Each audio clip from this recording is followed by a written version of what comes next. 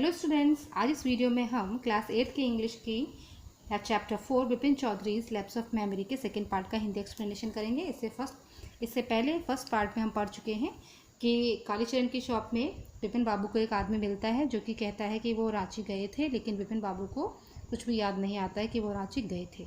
अब आगे के पार्ट में पढ़ते हैं कि क्या होता है।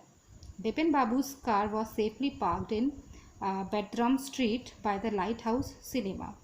विपिन बाबू की कार जो थी लाइट हाउस सिनेमा के पास बैरत्रम स्ट्रीट में सेफली पार्क की गई थी। He told the driver as he got into the car, just drive by the Ganga will you Sitaram. जैसे ही वो कार में बैठते हैं, अपने ड्राइवर सीताराम को कहते हैं कि गंगा की तरफ ड्राइव करो। Driving up the Strand road, Vipin Babu regretted having paid so much attention to the intruder. Intruder क्या होता है? बाहरी आदमी, जो कि एक अनजान आदमी जो आपके साथ जान पहचान करने की कोशिश करता है और आपसे फ्रेंडली होने की कोशिश करता है। तो विपिन बाबू जब जा रहे होते हैं, स्टैंड रोड पर होते हैं, तो उन्हें पछतावा होता है कि उस आदमी को, उस इंट्रूडर को उन्होंने इतना ज़्यादा अटेंशन क्यों दिया। He had never been to Ranchi, no question about it.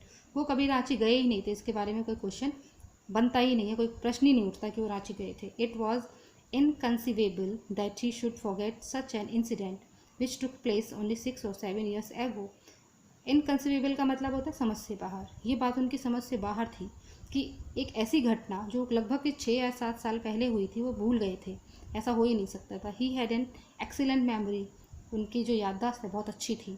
Unless Vipin babus had reeled, और इसके बावजूद भी मतलब उनको लग रहा था कि उनकी मेमोरी बहुत अच्छी है, उनका सर जो था वो काफ़ी चकरा रहा था और वो कन्फ्यूज थे और शॉक्ड भी थे।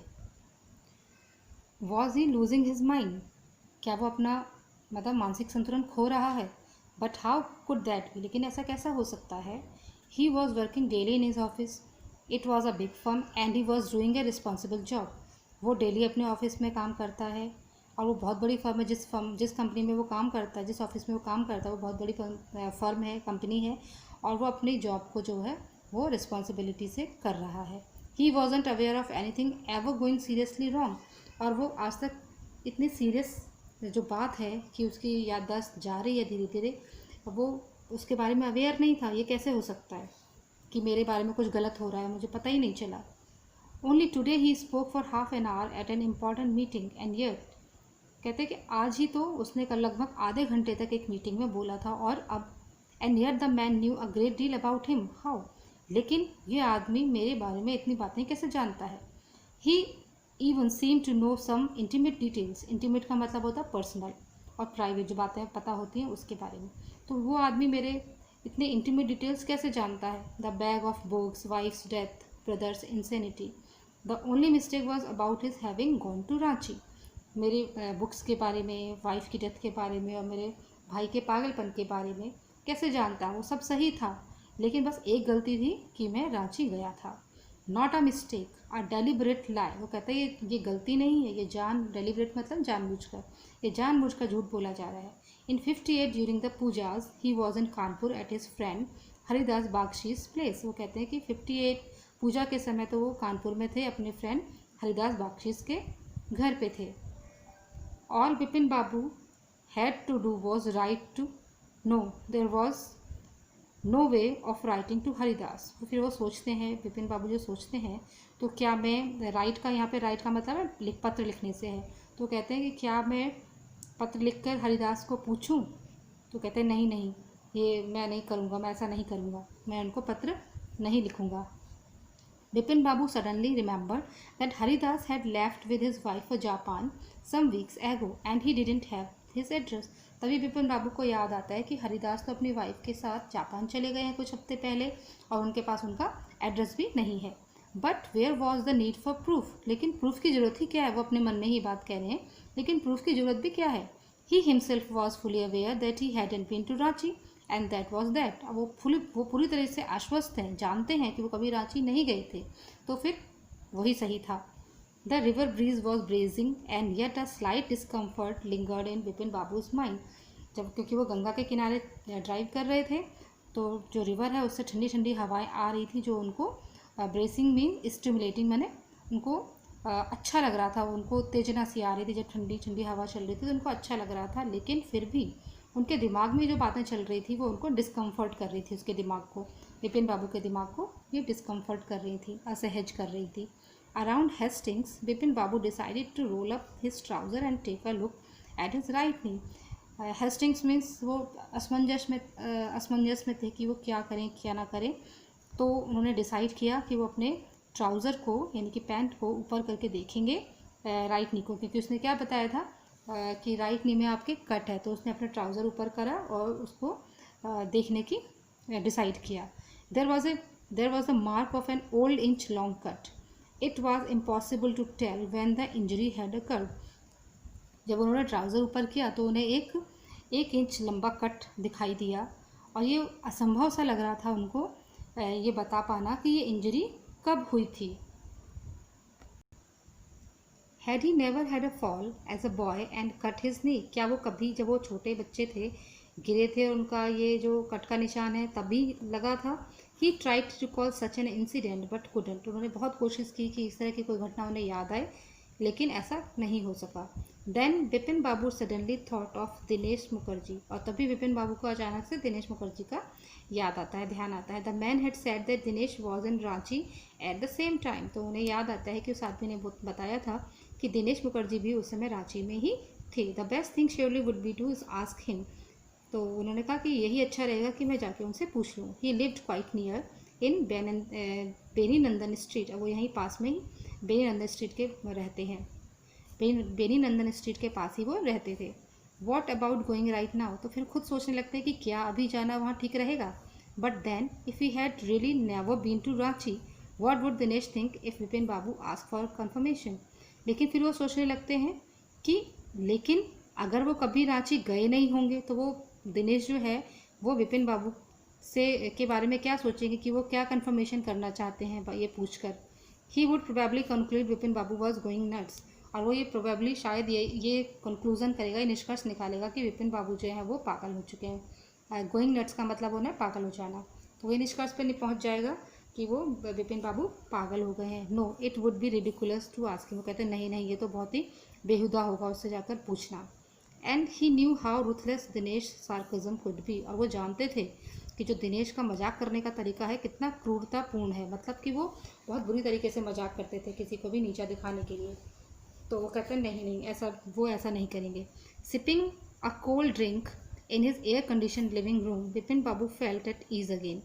फिर वो कोल्ड ड्रिंक का सिप लेते हुए अपने एयर कंडीशन के लिविंग रूम में बैठे होते हैं। लिविंग रूम में ना, ड्राइंग रूम में बैठे होते हैं। अब विपिन बाबू को अच्छा लग रहा होता है। ईज अगेन मतलब उनको अब आराम मिल रहा था। Such a nuisance just because they have nothing else to do they go about getting into other people's hair. फिर वो अपने मन में ही सोच रहे हैं कितना बेहुदा है कि बस इसलिए कि उनके पास कोई काम नहीं होता है वो दूसरों के लाइफ में आके इंटरफेयर करते हैं। पीपल्स, ये फ्रेज़ है people's, getting into people's hair का मतलब होता है किसी के जीवन में इंटरफेयर करना और लोगों को नाराज़ करना। तो कहते हैं ऐसे लोगों के जिनके पास कुछ काम नहीं होता वो चले आते हैं और दूसरों के लाइफ को डिस्टर्ब करने के लिए और नाराज़ करते हैं लोगों को। After dinner snuggling in bed with one of the new thrillers Vipin babu forgot all about the man in New Market. इसके बाद डिनर करने के बाद स्नगलिंग मतलब होता है आराम करना, जिससे उनको आराम मिल रहा था। तो वो बेड में बिल्कुल आरामदायक पोजीशन में लेट जाते हैं और अपनी जो उन्होंने बुक खरीदी थी थ्रिलर की उसे पढ़ते हैं। और विपिन बाबू इस समय सारी बातें भूल गए थे जो कि न्यू मार्केट में हुई थी।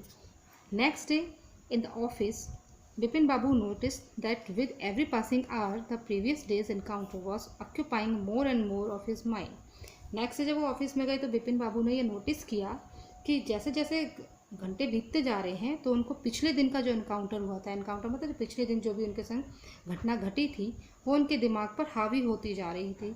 If the man new so much about Vipin Babu how could he make such a mistake about the Ranchi trip. वो ये सोचने लगते हैं एक आदमी जो उनके बारे में इतना कुछ जानता है तो वो कैसे गलती कर सकता है रांची ट्रिप के बारे में। Just before lunch Vipin Babu decided to ring up Dinesh Mukherjee. और लंच से ठीक पहले वो डिसाइड करते हैं कि वो दिनेश मुखर्जी को कॉल करेंगे।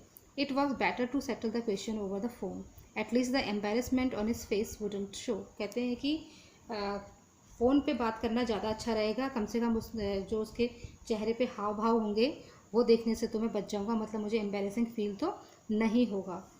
235616 ये नंबर है जो वो डायल करते हैं। Hello, is that Dinesh? This is Vipin here. कहते क्या दिनेश है? मैं विपिन बाबू बोल रहा हूँ। Well what's the news? कहते अच्छा बताइए क्या खबर है। I just wanted to find out if you recalled an incident which took place in 58। तो वो विपिन बाबू से पूछते हैं कि मैं केवल ये जानना चाहता हूँ, एक घटना के बारे में जानना चाहता हूँ कि जो कि 58 में हुई थी। 58? What incident? 58 कहते हैं कि कौन सी घटना? Were you in Calcutta right through that year? That's the first thing I have got to know. कहते हैं कि सबसे पहले तो मैं ये जानना चाहता हूँ कि उस साल क्या तुम कलकत्ता में ही थे? Wait just a minute, 58, just let me check in my diary. कहते हैं कि 58, एक मिनट रुको, मैं अपनी डायरी में चेक करके बताता हूँ।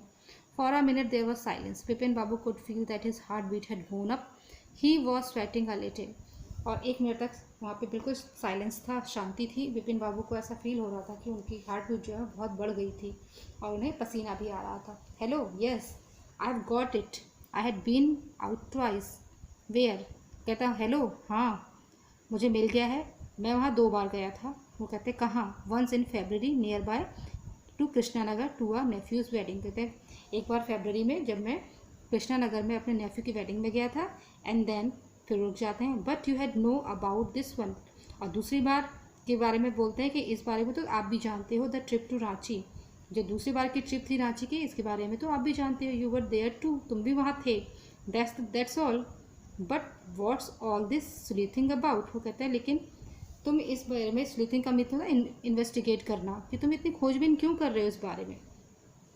No I just wanted to anyway thanks. वो कहते हैं नहीं बस मैं जानना चाहता था, anyway thank you. Vipin babu slammed the receiver down and gripped his head with his hands. Vipin babu जो है वो रिसीवर को पटक देते हैं और अपने हाथों को अपने हाथों से अपने सिर को पकड़ के बैठ जाते हैं। He felt his head swimming. Swimming का मतलब ऐसे तैरना होता है, लेकिन यहाँ पे इसका मतलब है कि उनका सिर जो है वो चकराने लगता है। A chill seem to spread over his body. उनको ऐसा लगता है कि एक ठंडा ठंडा कुछ चीज़ जो है उनके पूरी बॉडी में स्प्रेड हो रही है, फैल रही है। There were sandwiches in his tiffin box but he didn't eat them. उनके टिफ़िन में सैंडविचेस थे लेकिन उन्होंने वो खाए नहीं। He had lost his appetite. उनकी भूख जो है वो ख़त्म हो चुकी थी। एपेटाइट मतलब भूख, उनकी भूख ख़त्म हो चुकी थी। तो ये था सेकेंड पार्ट का एक्सप्लेनेशन। इसके थर्ड पार्ट का एक्सप्लेनेशन मैं आपको नेक्स्ट वीडियो में एक्सप्लेन करूँगी। Till then thank you.